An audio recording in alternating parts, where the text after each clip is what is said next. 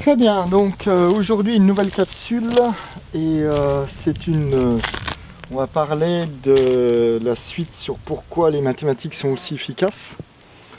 Pour en arriver tranquillement, on a vu que le démarrage c'était l'égalité.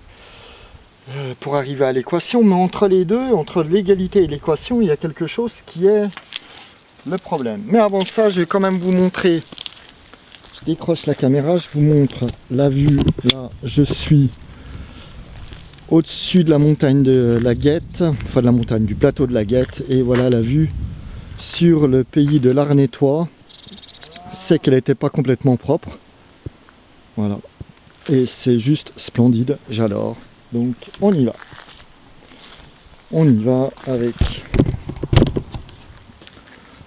les problèmes. Qu'est-ce que c'est qu'un problème? Alors, quelque chose que j'ai mis pas mal de temps à comprendre, mais bon, c'est l'application de la logique 13 de mémoire, la décomposition des problèmes. Et qu'est-ce que c'est un problème? Donc, bonne question. Là, je vous demande qu'est-ce que c'est pour toi un problème? Donc, chacun va répondre en fonction de son, je dirais, de sa philosophie, de ses croyances, de quelque chose comme ça, mais on va faire quelque chose de très simple. Un problème, c'est quand il y a quelque chose qui ne va pas, et grosso modo, un problème, c'est c'est quelque chose pour lequel on n'a pas la solution. Ok? D'accord? Et on voit bien que c'est facile de le constater, que ce qui est un problème pour soi n'est pas forcément un problème pour un autre, et ce qui est un problème pour un autre n'est pas forcément un problème pour soi. Et quelquefois, c'est complètement... on se dit, mais quel est le problème, quoi? Et on sait le faire, il n'y a aucun problème pour nous. Et des fois, on se trouve dans quelque chose de très compliqué. Là, la question, c'est... maintenant, mettons-nous dans la peau et ça a dû t'arriver t'as un problème. En gros, ça te prend le chou, ça te prend la tête, et tu vois absolument pas comment faire, et tu commences à avoir des sueurs froides, des choses comme ça, et on se dit, comment je vais m'en sortir? Donc, la grande question ici, c'est est-ce que tu peux découvrir quelque chose que tu connais pas avec quelque chose que tu connais pas? La réponse est non. Ok, celui qui me dit le contraire, j'attends d'avoir son explication. Mais il est impossible de découvrir quelque chose qu'on ne connaît pas à partir de choses qu'on ne connaît pas. Ça, c'est un point fondamental. Parce que qu'est-ce que c'est un problème? Un problème, c'est un truc comme ça. Je fais une petite boîte, et puis... voilà. C'est quelque chose pour lequel on n'a pas la solution. Ok? C'est ça un problème. Donc,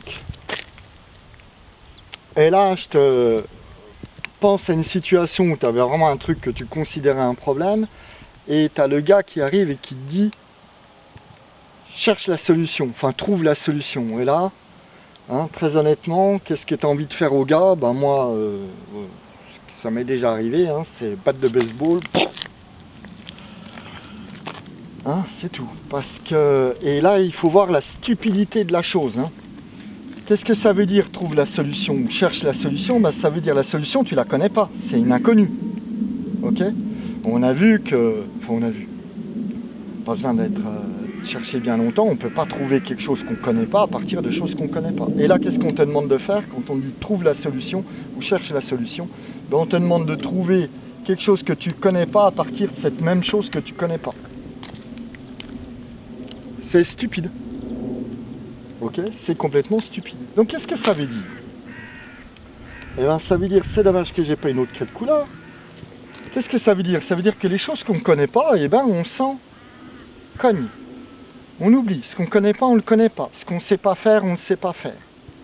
On doit travailler uniquement avec ce qu'on connaît. Et ça, qu'est-ce que ça veut dire? Ça veut dire qu'on va décomposer le problème, mais comment on décompose? En ingénierie, on dit poser le problème.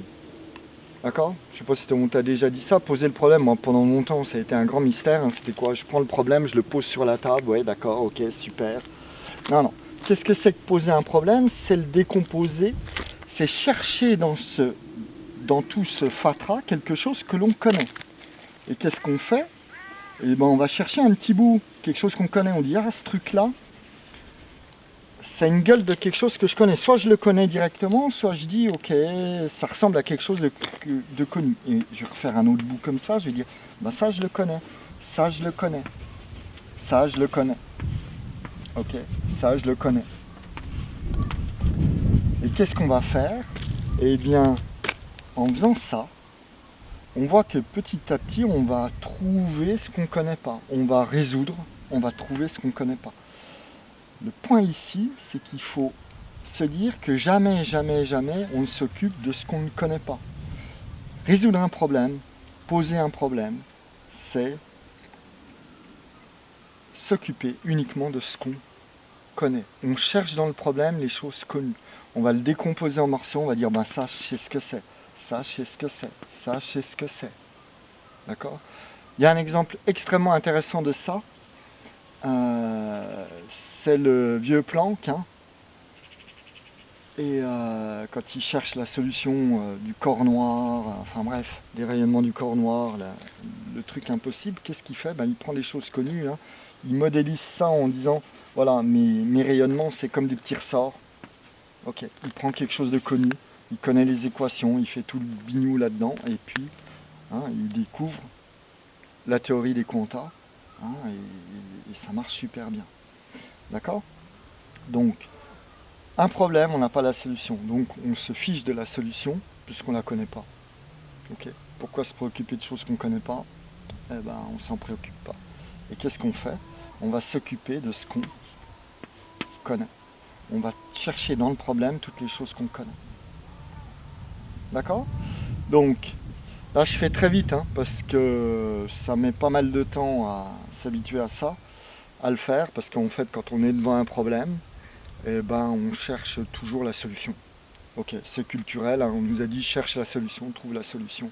Eh bien la solution on s'en cogne parce qu'on ne la connaît pas. D'accord? Tu peux essayer pour toi-même, ça s'applique, hein, pas uniquement aux maths, à n'importe quel sujet, à n'importe quelle partie de l'existence. Si on applique ça, c'est juste miraculeux. Et là, le truc, hein, on va voir que ça, c'est directement lié à ce qu'on appelle l'équation. Ce que je viens de dire là, ce que je viens d'expliquer, eh bien, c'est en mathématiques. On appelle ça une équation. Et on verra dans la prochaine capsule ce que c'est qu'une équation.